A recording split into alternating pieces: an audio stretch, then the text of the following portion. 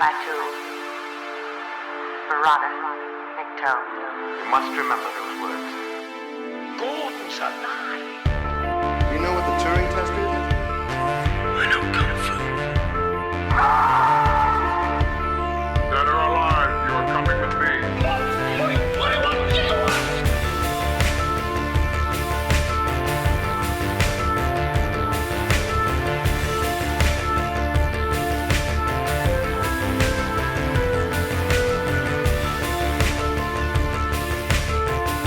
God, it's full of stars. Ladies and gentlemen, welcome back to Stories Out of Time and Space. I almost blew that one then.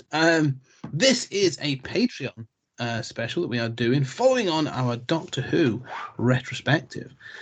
So I'm hoping this has some new people coming in to follow up on this, but we shall see.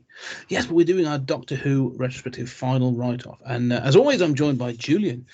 Julian, how are you doing? Are you ready to be dipping into these special cases of Doctor Who? I am, and it's been a joy tracking through Doctor Who history, and I do hope people are following through to the Patreon for these bonus episodes here. I just think it's wonderful seeing an American Doctor Who. It's nice to see my fellow Yanks doing Doctor Who right. Yeah, we'll talk about that. Yeah, we're going to talk about the Doctor Who movie, 1996.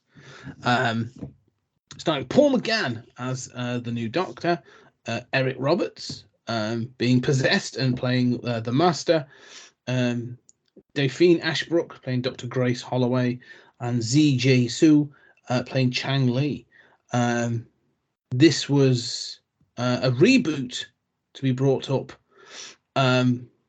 Obviously, sort of the original series had been cancelled in '89, and that this is sort of some years later sort of brought up as an American TV show, and it's quite clear how they wanted this American show to go.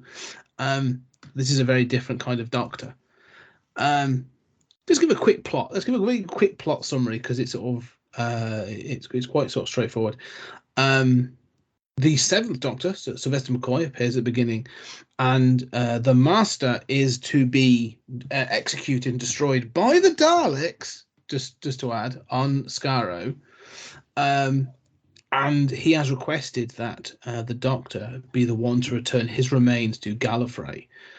He does. He has his remains in a jar, and he's returning him in the TARDIS. But so an event occurs which drives the Doctor to land in 1999, Los Angeles, or I think San Francisco. San Francisco, sorry, and instantly gets shot. Well, he happens to land in the middle of like a gang fight.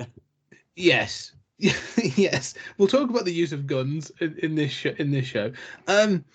The Doctor is killed, I should say, in inverted commas, taken to hospital and put on freeze. Whether he's operated on, but they sort of accidentally kill him because of his two hearts. But whilst in the morgue, he regenerates and becomes Paul McGann. He teams up eventually with Grace Holloway because he has to retrieve his own items, and the Master, who is basically like a squidgy sort of slimy snake thing, has possessed the body of Eric Roberts, who was an ambulance EMT. Ambulance driver kind of person, and basically if things aren't sorted by midnight, I'm not entirely sure what this is, that the Master has opened the eye of gobbledygook on the TARDIS to cause a problem, and reality is slipping, and if it's not closed by midnight, reality will start to undo itself and hijinks ensue. And that's sort of it, to be honest. Overall, quick initial thoughts. Go on, Julie. Initial thought of Doctor Who the movie. Yeah, I mean, I don't think it's awful. I think it's hard to remember many details from. I think it's ultimately pretty forgettable. But there are things that it does right. There are things that it does wrong that are interesting. And I quite like the sort of Grace being the companion and kissing the Doctor. I mean, that's quite a full runner of the sort of early companions from the revived show. the snake thing is pretty bad, but the master's pretty cool looking, and I mean, it's got this, the Eye of Harmony, which was referenced on the original series, but suddenly is now instead destabilizes all of time, and there's a lot of stuff that doesn't make a whole lot of sense, but I mean, it's okay. A friend of mine, my roommate Kevin, who was listening to me watching it, said, "This is the noisiest Doctor Who episode I have ever heard," and it is so weird to hear. And I hadn't thought about that. It is so weird to hear the American style soundtrack to go along with car chases and things like this. What are your thoughts? Yeah, it's interesting. You're right. It's not all awful. There are some very good points in this, and I think it's one of those that if this had have continued, I think they could have refined it, and there would have been. I think it's one of those, there's potential here, for something.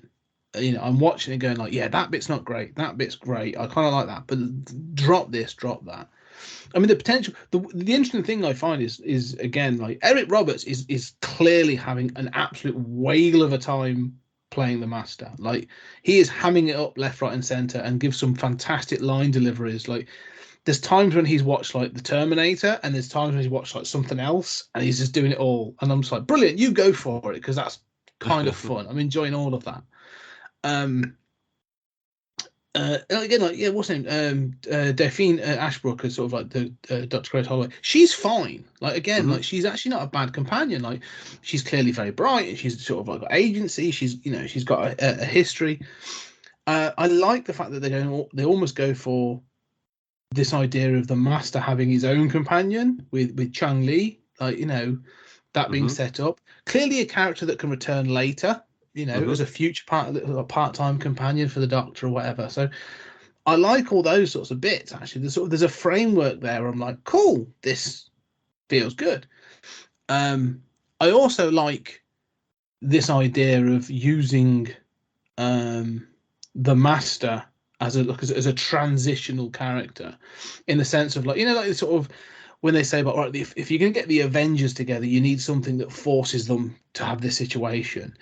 And this sort of feels the same. Like, right, if you're going to go for an American Doctor Who, yeah, this is sort of the way to do it. Like, I don't think Daleks wouldn't have worked, Cybermen wouldn't have worked. This needs to be that one-on-one nemesis kind of relationship. And so I like the fact they went for that, because it feels a bit more personal. And that works for me. The thing that doesn't work for me, and I want to center on this, and you say about it being bland, there is this sort of genericism that sort of like runs through it. Like, they're trying to sort of like play both the British and the American, and they sort of get this sort of weird mid territory that doesn't always sort of work. And the worst part of this is Paul McGann. In all honesty, he is the blandest, worst Doctor ever. Like, he's probably the worst part of this show, this film. I don't know, what are your thoughts on that? Yeah, I don't hate him. I mean, I sort of feel like he does a competent job. He does sort of have a feeling like he's kind of wandering through it, but I sort of feel like he hasn't kind of found himself yet as the Doctor. And to be fair, a lot of the past Doctors needed some time to kind of figure out who they were as the Doctor. And, for McGann, all we got was this movie. So, I mean, there are the like audio productions and stuff, but really this is it. So, yeah, I mean, I know what you mean. Like, he seems like a little kind of sleepwalking through it. Yeah, but you say the thing is, this is a pilot. This is a pilot episode, and I agree with what you're saying about sort of other previous previous actors sort of taking a little bit of time to find out where their footing is. I mean, we talked even about Sylvester McCoy being sort of silly and comedic to begin with before really sort of changing tact. And I think you can find that with some of the previous Doctors as well. That's fine, because you've actually got like 20 odd years history of going like, yeah, we know this is what regeneration means and all this other stuff, right? Mhm. But if you're transitioning this to a new show, yes, it's a continuation. I appreciate that. So Sylvester McCoy appears at the beginning. But if you're Paul McGann and you're going right, I've got to be the new Doctor, and we're doing this, and we're going in a new direction, like you want that person to come on in like the biggest possible way. Like, and again, I think back to the thing that this kept bringing to mind. This sort of like, he says, he has this sort of really overly dramatic thing. He's draped in a sheet and he's like, "Who am I?" And it's this all that lightning goes off and all this other stuff. All Yeah, very that's sort of bad. that's awful. That's legit bad. I admit. But this thing of like not knowing who he is, right? There is one really cool scene, and I wanted to note that this I spotted. There's one point where he goes into that part of the hospital, and there's a flash of lightning. And he looks, and he sees his reflection in 7 different mirrors. And I was like, oh, that's a nice touch. Like, there's a nice little sort of like. So this is what I'm saying. Like, there's little bits from like that's ace. But the thing I kept thinking about as I watched this was David Tennant's first episode. When he returned, the Christmas episode, and that again was like, what kind of man am I? Mm-hmm. And it was him, and like no matter what he was doing, because David Tennant does that entire episode in pajamas and a dressing gown, so he's not wearing his iconic sort of like trench coat and suit and stuff, but he carries that weight of the Doctor, like he has that whimsy and that authority that we've talked about throughout the episode, and eventually it's the end, isn't it, when he sort of says like, what kind of man am I? I'm a no second chances kind of man, or what kind of Doctor am I? He still has that ability to just walk on and be like, this is me. I've got amnesia, but I know what's going to happen. And this obviously goes to the writing of Russell T Davies. With this, like Paul McGann sort of turns up and he's like, I don't know who I am, and I'm going to, like you say, just follow people around, and it's sort of like. And then when he does get his memory, it's sort of like straight into, there's this weird thing going on, but there's no that sense of the Doctor. We talked about that whimsy, that scamp, that sort of like, the crazy lord that's going to take you on adventures. He just doesn't feel like that. Like it, I don't know. It just, there's no urgency or no sort of like va-va-voom with him, if you will. Yeah, I agree with that. I mean, I think that's fair. And I think, look, Tennant is certainly, if not my favorite Doctor, one of them for sure. And he sort of steals the show. He can be disoriented and through most of that special and still steal the show, right? Yeah. He has that charisma and that power of that charm in his performance. McGann's not that guy. No. I do find myself continuously thinking of this as the sort of X-Files Doctor.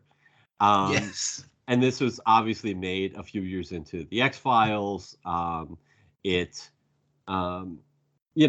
so with that in mind, I think of, it's Americanized, but I do think of David Duchovny and the idea of having these more sort of passive leads.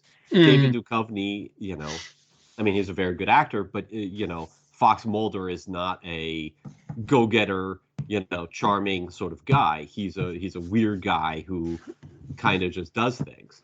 And I think that, it's possible that McGann has been directed to kind of lean into something like that. I don't know. Because it's clear like they don't want, I think that sort of, the thing you're saying about it being part American and part British and not leaning into either one is absolutely apt. By the end, it sort of feels like it's Masters of the Universe or something inside the TARDIS with this eye of harmony. But it's clear that they don't want McGann to be an action hero, right? They're not like, all right, let's go full on American, like the Yanks can do it. We're going to, have a Doctor who's, driving a motorcycle or, shooting people with his Sonic or something.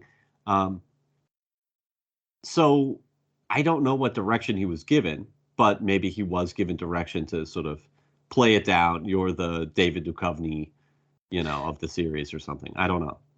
No, it's a good point. I mean, that's like I say, this is the 90s, and there's a definite sort of action leads themselves, even action movies and stuff, were different. Like, the gone were the days of the ultra macho you know, wall of muscle. It's sort of a different sort of thing now. And that's interesting. But it's what you say about this thing about the American and the English is interesting, because his costuming even is, they want him to look like, they've introduced this idea of almost like the Victorian dandy. Okay, so he wears that sort of like the velvet coat and the sort of, you've got the waistcoat and all that kind of stuff. And but they actually introduce the fact that, and it's an interesting concept, because they do say it's a fancy dress costume that he ends up stealing, and it's for Wild Bill Hickok, who's obviously, you know, this sort of like shooting sort of like Wild West show sort of star. And he leaves the guns. He has a bit of a look of disgust as he sort of takes off the fake guns, whatever. But so again, it's sort of, they want him to have a sort of like an unusual look. Like at no point beyond that does anyone comment on his clothes, really. Like there's a few people that sort of give it a side eye, but beyond that, it's sort of like, much like with the other doctors, it's like, yeah, we know they're going to wear silly or bizarre clothes, but it's sort of accepted because they come with this air of authority. That's why it's accepted. Like they can turn up with a stick of celery on their jacket and no one says anything, because they also know what they're talking about. Like they seem to take charge and they're in control. With Paul McGann turning up, you'd be constantly going like, "Why are you wearing that?" Like you sort of, you've come in like some flop-haired idiot, and no, you know, like there's you know, you need to have a confidence to back up that costume. Now they want him to look like a Victorian dandy, but he's not going to act like a Victorian dandy. Like they're not going to have that as a sort of like a defining trait. Like the costume doesn't seem to reflect the character that they want it to be. And so, yeah, there's things like that just don't seem to add up. And it sort of seems a bit of a mishmash of ideas. I don't know that that's fully true. I mean, that the costume doesn't reflect who they want him to be, because I'm not sure. I mean, that reflects a deeper problem. I'm not sure who they want him to be. And there are moments where I sort of like the costume. Yeah, it looks pretty good. But it does look very sort of, steampunk or something. Yes. Like, you know, I feel like it belongs to a different show.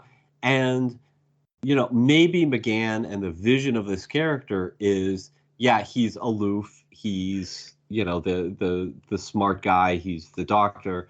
Obviously, there's this mystery of, you know, his half-human past and all of this. But, you know, I mean, I think that maybe he was intended to be a little bit of aloof and a little old-fashioned, while still of the 21st century as this takes place, you know, as 99 is giving way to 2000. So it might be totally intentional. But yeah, it doesn't feel right, and it doesn't feel like it's figured out yet. Yeah, I think that's one of these sort of, you say it's not figured out, because this is a 90-minute, almost 90-minute, I think it's like 80 minutes something episode, and it's intended as a TV movie. Like this obviously is a pilot. For all intents and purposes, this is an extended pilot for a proposal for a TV show. And one of the things I find with, you know, you're supposed to come on and blow people away. You know, yeah, all right, characters may not be fully defined, you know, because like they change and you know, they might change direction or they'll tweak certain personality aspects and stuff like that. Yeah, okay, I get what you're saying, and I accept that that's the case. But at least if you're doing that, you should really be, if this is still a TV movie, you're going to be sort of as a proposed pilot, you should still be going,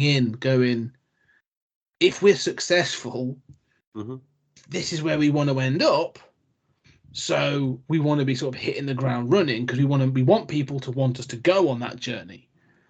And the thing is, by the end of this 80 minutes, like, unfortunately, I'm more upset that Eric Roberts isn't around doing anything anymore. Like, oh, they're beating him. That's a real shame. There's nothing that would make me come back to say, you know, Grace goes back to her job and Chang Li goes back into whatever he's going to do with his bags of gold.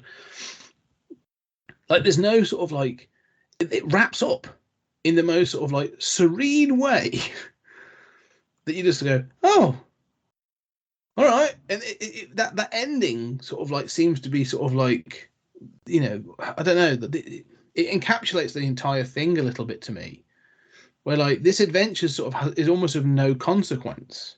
in the grand scheme of things. Like, it seems it's supposed to be important, but the stakes and stuff never sort of feel. I don't know. I hear what you're saying. I mean, and you're right that, like, at the end, the Doctor leaves in his TARDIS, and presumably if there's an episode 2, the Doctor shows up and says, you've got to help me or whatever. It's something about your kids, Marty. But yes, exactly. Yeah. Yeah, but I mean, I know what you're saying. It's not great, but we've also seen, especially in this era, a million pilots that are this bad or worse.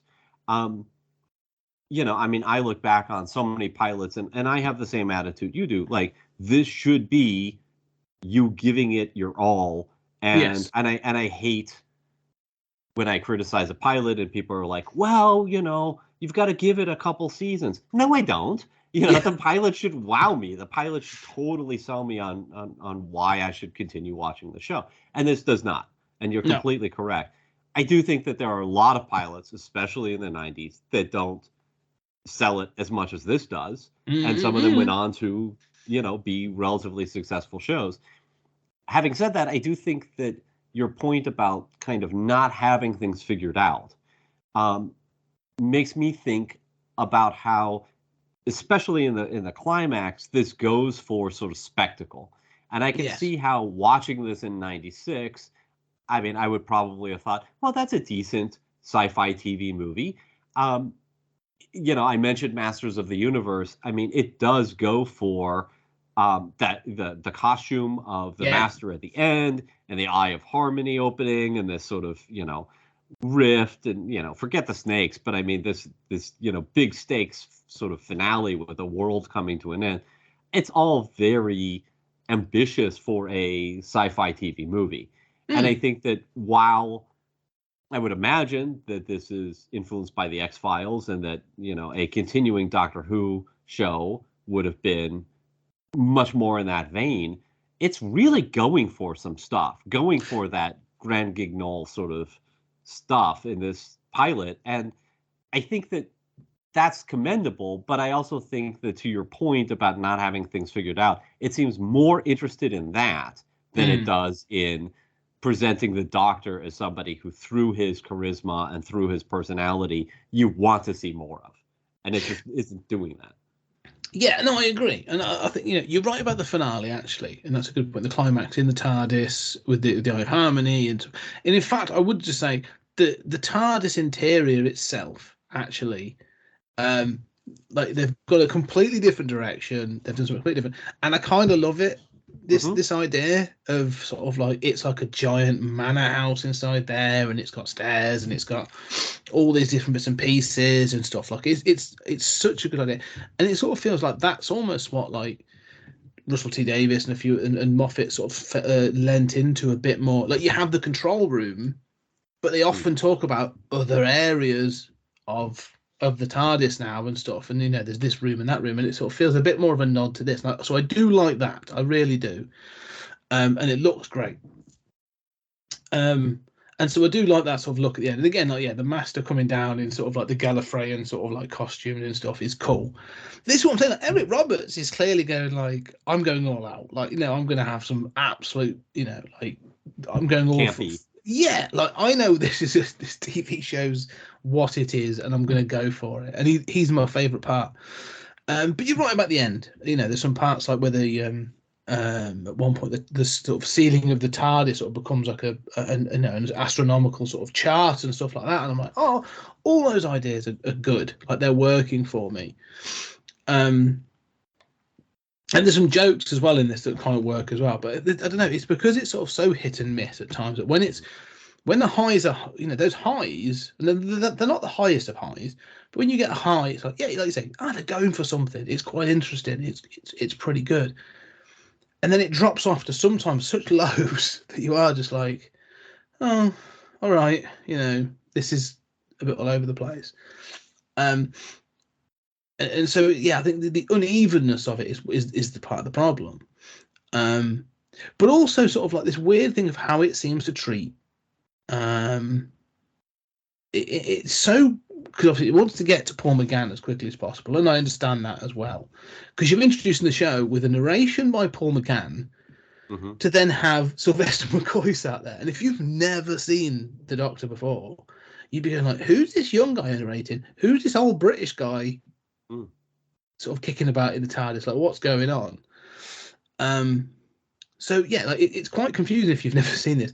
But to have the Doctor step outside the TARDIS, and even in right, and this is the thing that sort of bothered me more than anything. Even in some of the shows we reviewed, there was a sort of like, oh, from the cameras based out that can see outside the TARDIS, it's dangerous. And on this one, he literally steps out and says, like, "Excuse me," and gets shot. Yeah. And I'm just like, all right, well, I'm pretty sure in all those hundreds of years of adventuring, this scenario has come up, and he wouldn't just walk out when he doesn't know where he's landed, sort of thing. I don't know. It just felt so perfunctory to have him killed off in that way. Well, see, Scott, what you don't understand is that, Americans are a tougher sort. And, these are the mean streets. We're used to, gunfights in the streets and in our schools. And, look, as long as he's going around English pastoral countrysides, everything's fine. But here he is in San Francisco, instantly dead, And that's what happens when you don't grow up on the mean streets like all of us do. I mean, there is an element of that. I'm joking, but there is an element of that it wants to do, right? I mean, you say that, the Doctor's killed off rather quickly, but, a couple things that I really appreciate about this, and you're right, that it does seem fast. It's a, 90-minute movie, but a couple of things counter to that I really appreciate. First of all, that it doesn't reboot continuity. I mean, I think it's staggering that it doesn't, frankly. I think the reboot series not rebooting continuity is almost as staggering. I think and I love those decisions. And it's amazing to think, we're going to spend this money, we're going to present it to an American audience, but we're going to make sure that the old Doctor is in there, and that we actually have this transition. Like, who's this Sylvester McCoy dude? Like, this is not. I mean, you have to really have a lot of care for that franchise to even include him at all. So that's a sort of, okay, he gets killed off quickly, but why even include that? But then I also want to say, you say he's killed off quickly, but I love I think some of the best stuff is McCoy in the hospital. And yes, we've seen the Doctor regenerate again and again and again. We've never seen like the Doctor in a modern environment in which, he doesn't die right away. He's taken to the hospital. He dies. He's put into a morgue, and he regenerates, and it's like trapped in, a morgue. And I think that's really, that's really macabre, and it's really awesome to do. And it's so convenient for the Doctor to always die on the floor of the TARDIS or a spaceship or something like that, where nobody is like, right, well, we've got to do an autopsy. So I do really dig, I do really dig that too. And I think, McCoy gets a lot of screen time through those sequences, much more than I would imagine. Yeah, no, that's true. I agree with that, because the bit on the operating table is pretty cool. I do like his sort of, they keep trying to sedate him, and he keeps trying to tell them he's got like two hearts and all that sort of stuff. That is pretty cool. You mentioned the fact that this, that they didn't reboot this, that it's sort of a continuation, and I agree, because if you're coming into this cold in '96 in America, like you've never seen Doctor Who, it comes in with this like baggage where, like, However, I did read that the original intent was to do a complete reboot, and there's parts of it, of that original script, sort of sitting in this show still. And then we're going to have all these sort of explanations as to why he cares about Earth so much, because he obviously, the thing, he was going to be half human, which is mentioned in this film. And it was going to just start with Paul McGann, and it was just going to sort of like start the TARDIS was going to be transporting doing something, and obviously it would lead to this thing. But the idea originally was going to be a full-on reboot. Was going to be, yeah, the old show stopped, and this is now the new version of that. It makes me wonder. I don't know what the politics or what the reasoning was behind it, or what influence they like the BBC had on this. But it does feel a little bit like someone in the BBC's must have had some sort of influence to say, well, you know, yes, we're giving this up, but we still want the option to be able to do something with it. Or if we're going to sell this at home, we've got to continue. We've got to, you know, that people won't accept it as a full-on reboot. Like it'll fail there as well. So I don't know if that was a compromise in that through some of that. But it is quite brave to have that and say, like, yeah, no, this is a continuation of this thing that started in 1960, 1963, 1962. So fair play them for that. In which, at this point, the only Americans who have seen are people like me who were watching PBS at 2 a.m. Yeah. You know, I mean, Doctor Who was not a thing over here in the way it is now.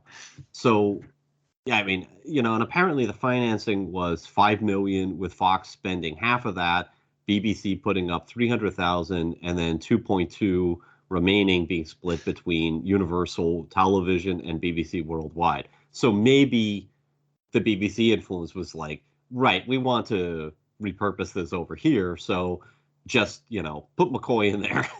Yeah. Quite possibly. Because that thing that does stick around from the original script of the comics is the fact that the Doctor is half human. And he talks about his mother being human, which is very Spock, but it's made in some sort of like offhanded comment later on again. So I think it's mentioned twice actually. He's half human, and is I think, you know, has been sort of dealt with as, later on. I think sort of in New Who they sort of like they've left it ambiguous, but leaning towards the fact that it was just a comment that he made once. But they clearly wanted that to have that connection of going like, right, we won't be able to focus on Earth an awful lot.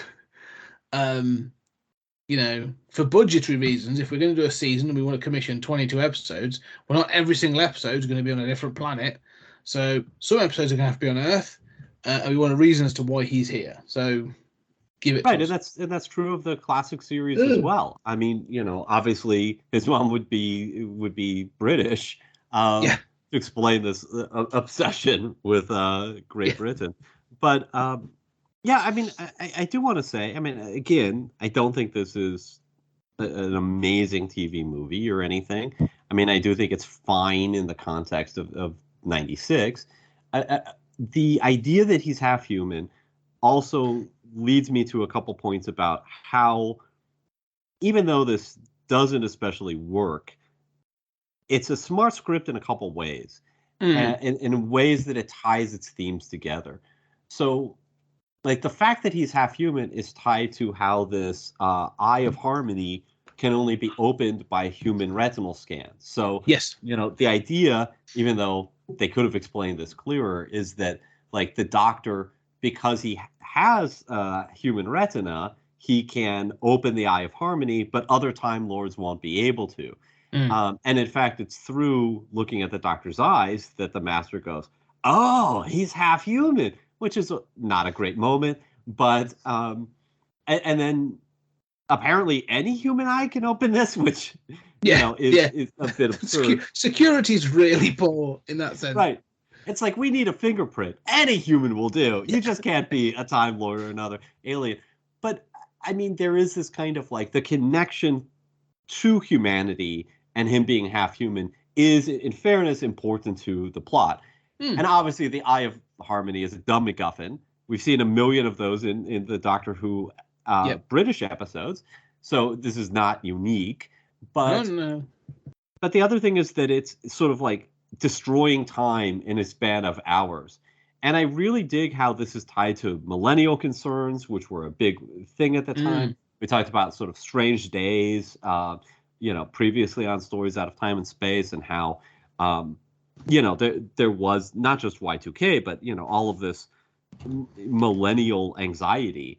And I really love that it doesn't do as good a job as Strange Days, but that this is sort of set at that turning point. And so the Doctor's time travel is all connected to, again, I mean, the atomic clock thing is dumb. I don't know how that fixes the Eye of Harmony at all. But again, the sort of retina thing and the connection to humanity and the connection to time is ably done, even if it's not on the thematic plot level, even if it isn't fleshed out or it doesn't really work in the actual episode. No, I see what you mean. I can sort of agree.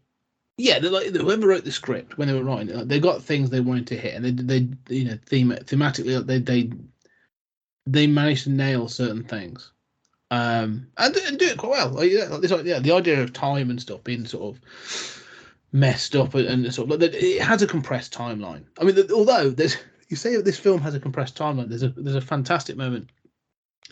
The Doctor turns up at Grace's house. He's followed her back. She's run away, and he says about how things are going crazy and we haven't got much time. And he presses on the glass, and it's gone like, warps, and then eventually he can walk through it. And she's like, "Oh my god!" And then sort of like she basically believes him. She accepts it, and then we've got to get to wherever this atomic clock is. And she says it's 10:30. No, even earlier than that. Sorry, she says, "Oh no, maybe 10:30 or 9:30 or 10:30." But it's a specific time. And then that's when they run out, and Eric Roberts has turned up with Chang Li, and they jump in the back of an ambulance. And this is one of those sort of faux pas or the plot holes that sort of like it's silly. But they eventually get from where they are to the atomic clock, and they're like, "We have 20 minutes left before midnight." Mm-hmm. And I'm thinking, like, how long was this ambulance journey where the Doctor and the Master sat near each other and nothing came up? Like, did they sit in silence for this 2-hour journey? That's just sort of that's not great. I mean, but it's a nitpick. It's a very silly nitpick. But it's one of those things that could easily be fixed. But I still like some of the bits and pieces that do work in this thing. I like the fact, again, actually, one of the things that's most interesting you say about this is this thing about the regenerations as well. This idea of sort of time and other bits is that the Master's had all of his lives, and this was his final execution. It doesn't really explain how he becomes a slimy snake. I don't, not that worried about it. But I did like this idea that he takes over this body that is played by Eric Roberts. This guy's an EMT, and he says, like, look, this one's not going to last long. Like, I need a Time Lord body, which is why he wants to take over the Doctor. And so it's not an easy get. Like, it's not just I'm jumping into this body and that's it. Like, the motivation is actually survival. It's like, the Doctor's got a whole bunch of other regenerations that I can have. I need to sort of have that sort of. So I kind of like that it has that personal element as well. And it gives you that information, about the regenerations and all this other stuff. So it's not going to feed you everything, but it keeps giving you enough to sort of understand, like, what really is sort of motivating some of the villainy in it, which is quite cool. And again, I think to its credit, it doesn't give you all of that information at once. I mean, No. You can imagine for an American audience that's never seen Doctor Who, why do we have this old style British police box? Like, what even is that? I mean, I don't know that, anyone in America in 96 would say, I mean, it says police, but I mean, would know what that was. And nobody explains that. No, I love that. It's never brought up. Everyone's just going, all right, blue box. Well, I mean, he says briefly to Grace, like, the cloaking device is broken or something, but that's as much as you get. And so, you're right. Talking about these regenerations is sort of the same sort of slow rollout thing, which I think is to his credit that it doesn't just ignore that stuff or dump it all on you.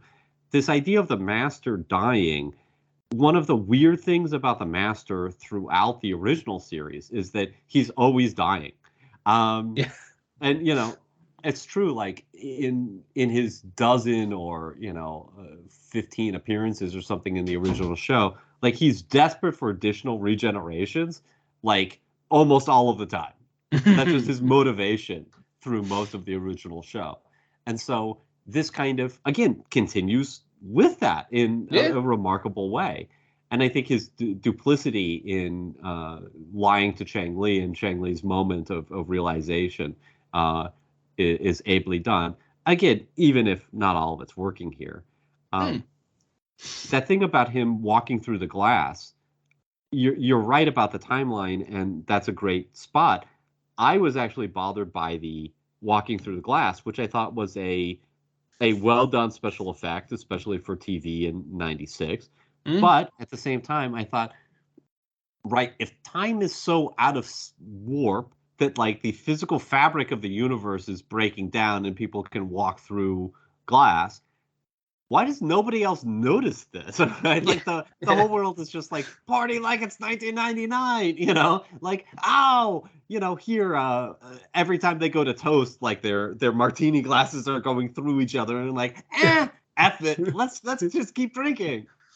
Yeah, Millennium Bug. Yeah, I don't know. That crossed my mind as well because it never comes up again. Like it never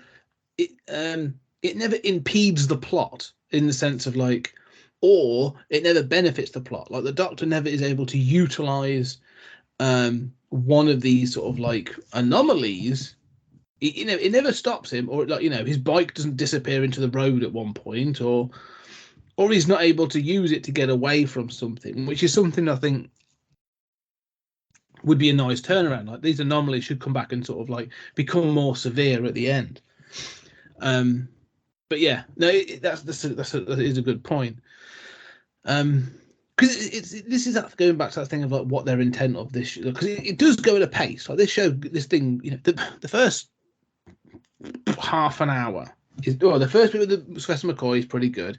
The introduction of Paul McGann, it does sort of slow down as the new Doctor quite a bit, and then it ramps up again to actually quite a fun climax. But let's go back to this sort of like tone and things again. Like, you know, they introduce bits of like silly humor as well at times. You can see that thing a bit funny. It's usually around police. Like there's one bit where a policeman rides his motorbike into the TARDIS. He does hear a crashing noise, and then he rides it back out again. And I thought that was kind of funny. But then there's the whole thing with like taking the gun from the policeman, and he's sort of like, you know, I don't really want to use this, and he hands it off to Grace and all other stuff, and it's sort of, but even that felt a little odd, you know. Like it's like, okay, you're not sure how to handle the humor of this. Like you said, you're not making him an action star, but you've still got to have gunplay in this because it's for an American audience. And they seem to keep trying to sort of like nail this balance, and it wobbles every time they get a bit close to try and sort of to do too much in Americanization. Which does seem really American to me. I mean, especially '96 American, because you know, we were talking about in the Doctor Who wrap up the comedy and whimsy and how there are parallels to that in 1960s American broadcast. By the time you get to the 90s, it's like, no, I mean, this is also the time of comics and, you know, extreme comics. And, you know, by the time you get to the 90s, even in the 80s, like action movies, you know, could have those funny moments. By the time you get to the 90s, the idea that you always have some comedy in your tragedy and vice versa, it has sort of gone by the wayside. Yes. And, you know, things are intended in America to, if it's serious, it's got to be very serious indeed. And so, yeah, those moments do feel odd. I do also think it's very American that those moments involve cops, because we, you know, have traditionally used cops for a good laugh, even in stuff that's super serious. I mean, you know, Die Hard's a little earlier, but, you know, you can always have, you know, a cop getting donuts and laugh at him. You know, we love the Police Academy movies and love our boys in blue, and at the same time can laugh at them in the middle of a deadly serious movie, right? Yeah, they are always seen to be, you know, unaware of the larger stakes at play. You know, although they're still supposed to be the authority, but they still sort of like, yeah, they're still, there's an element of buffoonery in that sort of, they don't really know what's going on. And that sort of definitely comes through in this sort of like weird sort of balance of humor where they're clearly quite uncomfortable with some of that humor. I mean, there's two things actually I want to, that comes out of this. You talked about the X-Files being a clear sort of influence. And I don't disagree. I think that's clearly a part of this. But one of the other things that was coming out of the 90s was what I'd be calling, well, more so than the 90s, is like IP TV shows. What intellectual properties could be turned into a TV show? And the Americans were clearly looking for that. Like RoboCop got a TV show, Highlander. There was one called Poltergeist: The Legacy, which is sort of supposed to sort of follow on from sort of the Poltergeist TV films. Doesn't really, but it's quite good. Even Buffy is it was it was a film, but we can turn that into a TV show as a, you know, it's a not so much recognized, but we can use that IP in a different way. So it's like, I think a lot of TV channels were looking for this recognizable IP that they could then turn into another show, and Doctor Who was probably prime. It's like, hasn't been touched for 8 years, 9 years. Now let's sort of see what we can do with that. So there's that element. I clearly think obviously drove this to an extent. Like, we can Americanize this, and then that comes to the other thing that was happening, and we're sort of aware of this, is the Americanization of English properties. And we've sort of done it the other way around, but like this thing of this sort of the Americanization of British TV shows, like Doctor Who's an example, but we've previously talked about Red Dwarf. The Office is a really good example of actually where it works incredibly well because it sort of recognised the differences and sort of like lent into them. But there's obviously hundreds of examples where it doesn't work. Like, and usually comedy is where it falls down. Unless it sort of doesn't, unless it's real. Like The Office is an anomaly really in that sort of sense. But there's like, they tried to do Men Behaving Badly, they tried to do Red Dwarf, they did all these others. And I do think it's interesting that those American concepts, we talked about the whimsy of the Doctor, the sort of slight silliness, but yet seen as an element of authority. Going back to those sort of like, we said about the Lords, that sort of like the daft aristocracy that can do these adventures. And these other elements, like even like Red Dwarf, the class struggles, and the fact it's listed as a bum. The character you're supposed to sympathise with the most in that is probably like the least motivated person. Like, it doesn't always translate well. And I wonder if there is that sort of clashing of cultures as they're writing Doctor Who, where they're like, yes, he's got to be this kind of character, but we still need to have this other elements to keep that sort of, to translate that Americanism. I don't know. What are your thoughts on that? Yeah, I think Americans don't understand class. I mean, Americans like to believe that we have a classless society. And I mean, obviously that's never been the case. But, and I think that's more clear now as income disparity reaches, selling your eggs to pay off your college loans kind of territory.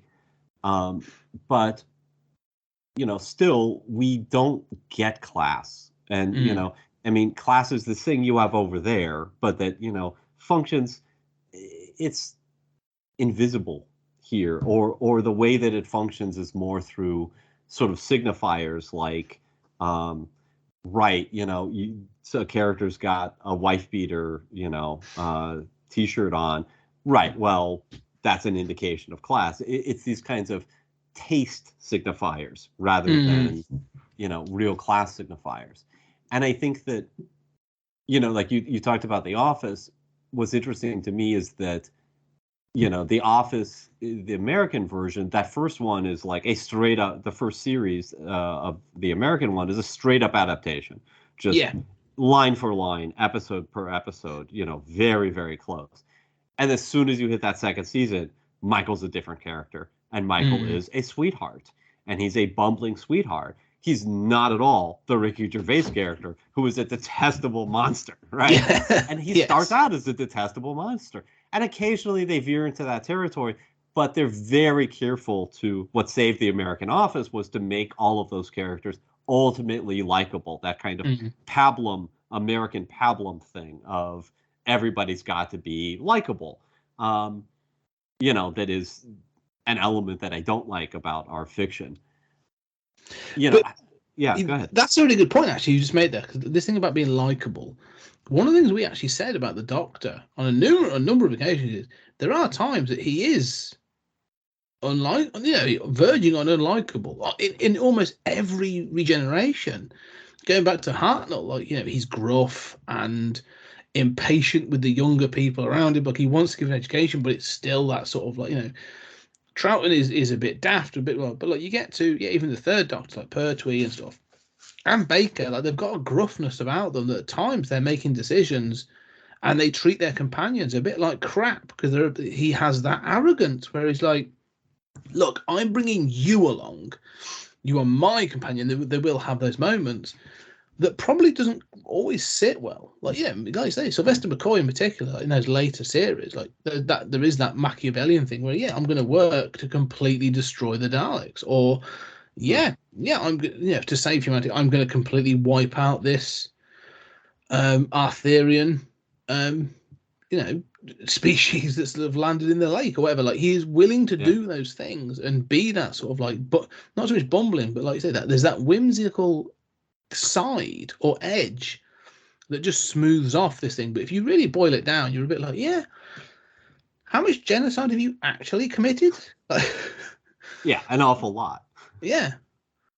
Well, the other thing is, you were talking about sort of whimsy and the changes to the Doctor. It does occur to me that today you can have a character, sort of post 2003 or something, who is eccentric and weird while also being a tough ass, right? Now, it's clear they don't really want the Doctor to be a badass, but you think about all of those, especially sort of mid 80s through the 90s characters. If you are a badass, the only humor, the only whimsy you can have are in the quips you say as you murder people horribly, right? Like, you're not gonna, if you go into Lethal Weapon and you go to, Riggs' house, it's like he's drunk, his house is a wreck, he's putting cigarettes out on himself, who knows? You can be all of those things, but you're not gonna go into Riggs' house and be like, oh, cool Mickey Mouse statue, like, you're into Mickey too. That cannot happen. That's in that era of American maleness and male protagonists. That can be the geek character or something, but it just cannot be that lead, hero. And so that really, outside of the Jelly Bellies, which I don't think he ever calls them that, but outside of that, which has an oddly, big role, maybe because it's substituting for all of this other stuff, the Doctor has to be stripped away of any of that whimsy. Yeah, they sort of allude to it twice, actually. It is the Tom Baker years, because when he's looking to get dressed, there's a long scarf and a hat, and he's like, throws it over his shoulder, and then he has the Jelly Babies later on, and he's like Jelly Baby, and you're like, right, is there any other Doctor that you think people know? Is there any other characteristic you think is going to come across? And it doesn't appear so. Like, that's what their sort of go-to is. That's what their fallback is. And I noted that. And that's almost like, that's their allowance for whimsy. There's a bit of a, and that's about it. Because he later on, he can ride a motorbike without any problems, and he's going to do that without wearing a helmet or, there's none of that. He's going to jump on a motorbike and ride away and all this other stuff. So, it is interesting. There's that thing, isn't there? They don't want him to be an action star, but they don't want him to be the bumbling professor kind of thing either, which is really sort of what the Doctor is that sort of that sort of character. Well, you can have a Doctor regenerate into an action star. We have him closer to that over the course of the revived show, especially, Matt Smith has ridden motorcycles and, but with tons of whimsy. So you kind of, he's got to say something silly. So it doesn't feel like, oh yeah, he's an action hero. But I mean, Matt Smith is very much an action hero doctor in a lot of ways. I think you can do that, but ultimately it's they're negotiating who the Doctor is. They're trying to put in the whimsy in a way that's acceptable to a 90s American audience. They're trying to have him be British and keep all of these things, but also make him a little bit of an action hero. And at the end, he just kind of becomes this hodgepodge of traits as opposed to a fully realized character, which, especially for, a pilot, that's what you need. And I think that's ultimately the failure of this. Yes, I think that I agree. Like, this is your title character. This is the main thing reason you're coming back. He is technically carrying sort of like 20 plus years, 30 almost years, 30 plus years of history, and baggage, and it just feels like, they're not reconciling with that in the best possible way. And I think, like you said, there are reasons for that, because they're a bit. There must have. I guarantee you, there were conversations where they're like, "We want to do this," and what either one side of this, one side of the Atlantic or the other was like, "That won't work." Yeah. And so you get that compromise, and that's what he feels like, a compromised character, like a hodgepodge. He's this compromised character that doesn't quite pay off anything at the end of the day. Yeah, I mean, having said that, and getting into sort of like thinking about it as a whole or wrapping up, I do want to say that, I mean, as much as I can't imagine this is anybody's favorite Doctor outing, right? No. I mean, having said that, look, first of all, compared to most of the old show, it's really good. I mean, the plot is, a bit daft, but it's not, let's wander through this mansion for 30 minutes, hope there's not a trap in old, spider webs. I mean, I'm teasing, lovingly, but also consider the other stuff that's on in the 90s, right? I mean, you were talking about like RoboCop and things like this. I mean, I've watched the RoboCop show. Oh, yeah, it's tough. It tries. I mean, especially with the movies that tried to wrap it up, I mean, I admire what they're trying to do. But, the standards for sci-fi television are not great at this particular time. No. And so I think this is pretty much in line with, those standards. If anything, it looks a little better. It's got a few better ideas, but just doesn't have that je ne sais quoi. It doesn't have that movie magic of like a Duchovny or whatever to sort of propel it forward. But, I think we have to look at it in the context of what was around at the time. And, in that context, it's certainly a solid, but ultimately forgettable sort of entry. I can agree with most of that. Like, then you're right, because it's not the worst Doctor Who thing that's been produced. Most definitely not. And like you say, some of those sort of early episodes or those sort of the classic episodes there's some dreadful ones on there. But I think you're right. It's that forgettableness. It's that lack of fun that sort of like, there's a lack of sort of fun or sort of like. One of the things I found interesting with Doctor Who is it leans into things. Okay, there are fun episodes, and then there are episodes, but they really do want to lean into satire or horror or something. Like they're going to go, right, this is this episode, and we're going to try and put the kids to hide behind the sofa. Like there's all that they will do. There's the adventure episode or something. This doesn't, again, in that sort of the lack of knowing what it wants to be, doesn't have that thing. It's trying to sort of be all things to all people, and in doing so, sort of fall short, and so becomes bland as a thing. And I think the sad thing is, again, like I say, when you actually watch this, and there are those elements that you do go, actually, the finale is pretty good. They've actually put some thought into this. It's just continuation of the whole legacy, and there are moments when I think McGann could be good if he was to let loose. Because I've seen McGann do other things. Don't forget, like McGann's not a terrible actor. I've seen him in do some really good stuff. I mean, 3 years before this, he appeared. He's actually in Alien 3 as one of the prisoners on the planet, and he's all kind of like tics and sort of like things going on and stuff. So like he can do all that kind of stuff.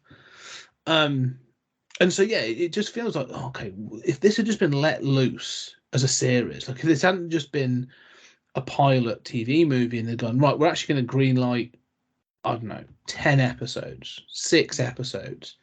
Mm-hmm.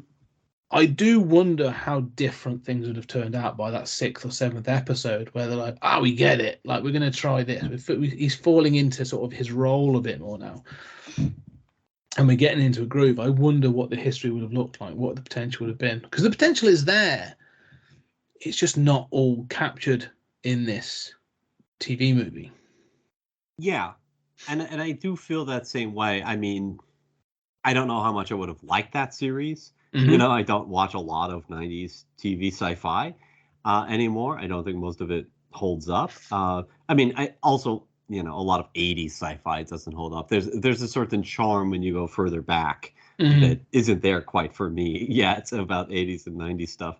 Having said that, I mean, you know, one of the things that would really excite me is that his relationship to Grace. Like, the Doctor's got a love interest, right? I mean, he... You know, not yet, but, you know, he might be, you know, screwing that companion. Yes. And then you have you know, I mean, granted, he's in a gang or involved in gangs, but you have a Chinese-American semi-companion there. That's interesting. You know, and I don't know how those things would play out, but if McGann... it was able to flesh out and go a little crazier with his doctor over the course of, you know, a season or something. I would like to see how those tensions play out and what happens with those companions too. I think it would have been interesting. I do think there's potential there. And like I say, it could have played out. I mean, you mentioned the audio book, the audio adventures. I've never listened to them, unfortunately. It's something maybe I will do at some point. But this isn't the last time Paul McGann appeared on screen. He did get a cameo appearance in I think it was in like the 50th or the whatever it was. I think it was the 50th, wasn't it? The 50th anniversary sort of special. Night of the Doctor. Yeah, they brought back the War Doctor. Now you get to see the last time as Paul McGann regenerates. Yeah, you get to see him regenerate into William Hurt, and that transition and that sort of little section, because he's still sort of wearing the coat. You know, he's a bit more dishevelled because obviously the Time War has started, it's going on and stuff. But he's like, no, I'm the Doctor, and the fact that like that McGann version, because he goes to, I forgot they're called now, the mothers of or the sisters of whatever they're called.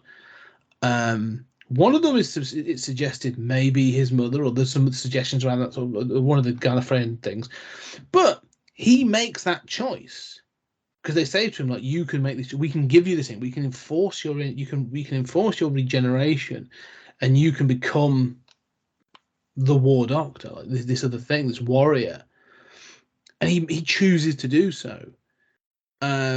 And one of the things I've always been a little sad about, because I think again you see the older William Hurt and they roll him out and stuff, and I love the War Doctor. I think that episode, the Day of the Doctor and all that sort of stuff, when it's David Tennant, Matt Smith, and William Hurt, works brilliant. I think and William Hurt is fantastic addition to the regenerations.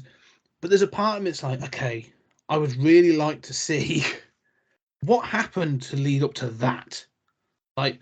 What did that doctor go? What did the Paul McGann doctor go through that he's gone like, this is this messed up that I've got to make this choice to be this thing, to make this decision to become this War Doctor? That interests me because I'm like, you know, an older sort of more mature Paul McGann sort of playing that would have been really interesting. So again, I feel like he is the most shortchanged of all the Doctors. Well, literally, I mean, he's got 90 minutes of screen time. And then like 10 minutes later on, sort of like, you know, for the 50th. I mean, I'm glad they gave him that thing. Like you said, they keep all in continuity. This Doctor that you're seeing, you know, becomes, you know, goes on to become Christopher Eccleston and David Tennant and Matt Smith. Like this happened, in continuity. So that that's cool. So Well, it's I mean, interesting that it's McGann who turns into the War Doctor because while not intended, right? I mean, clearly wasn't planned, and it's all retcon. I mean, the whole War Doctor is a retcon. Having said that, I mean, look, the idea that the Doctor is a Time Lord is a retcon, for God's sake.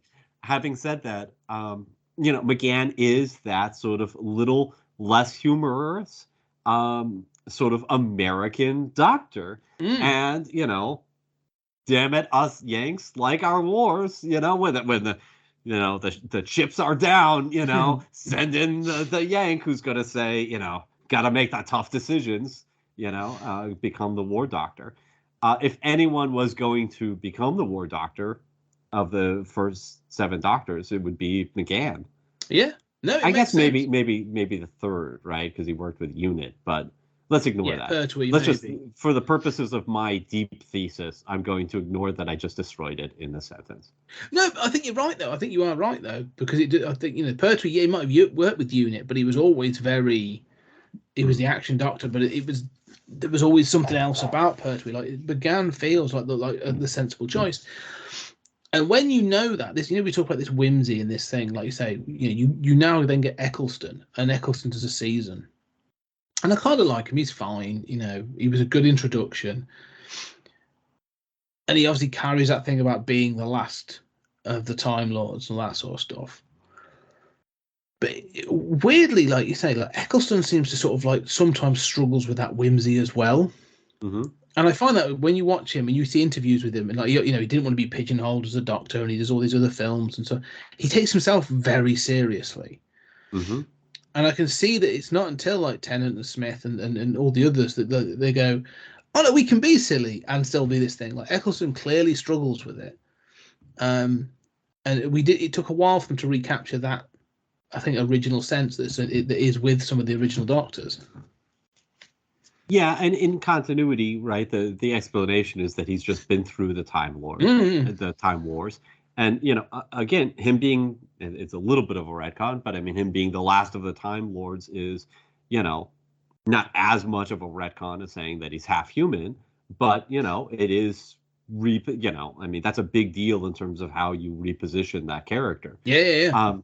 And I do think that there's something to starting off. I mean, I admire the hell out of the Davy series, and I do think there's something to starting off with a sort of hard-nosed, less whimsical Doctor who certainly is very approachable for an audience of whether it's the 90s or the aughties, and British or American. Mm-hmm. We know that figure, and the figure of the exotic lord who is whimsical is less approachable today, and so you sort of have to ease into it with a character who's closer to McGann.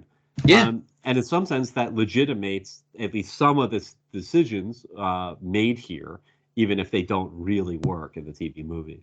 Yeah, it makes me wonder, like, if the decision had been made and they came back and were like, we're not going to do all that stuff, we're actually just going to bring back McGann and have the 2000. If Russell T Davies had gone, let's go full hog and I'll bring back McGann and we'll reboot from there.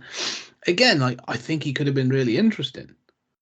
It rechanges everything, like, because you wouldn't have had, but maybe have him actually go through the Time War rather than him be the War Doctor, like, and him this whole, which is what sort of implied with the Eccleston, Doctor. But right. I think that could have been interesting. A couple of seasons with an older McGann Doctor would have been interesting. But well, there we go. But we'll see. Anyway, that is the TV movie, and this has been sort of a special, short little sort of soiree into those extra sort of things before New Who. But there's one more. We're not done yet. This has been our Patreon special exclusive for now. We know we will be, hopefully this will come back when we do some Who later on. We'll be releasing this as a bonus in the future. But for now, this is exclusive, so come check it out. But it's not our last. We have one more before we get to, before it transitions to New Who. In 1999, whilst McGann was running around San Francisco, Comic Relief did a comedy short, a collection, I think it's of like 3 parts, for Comic Relief, and it has a number of doctors appearing in it. And so in the next exclusive bonus, we'll be talking about the curse of the fatal death. Just to highlight, I should say, if you want to watch any of these, as always, go check out on sort of like BritBox or BBC iPlayer's got some of these things on, so they are available. But the curse of the fatal death for that one is on YouTube and will be in a link in the next episode. But Julian, as always, thank you very much for joining us in the TARDIS for these exclusives. It's been a joy. And finally, we finished every episode starring one of the Doctors. Yes. We have done that. Yes, we've covered off the whole of the Doctor's sort of tenure. But ladies and gentlemen, thank you very much. And we will check you on the next episode.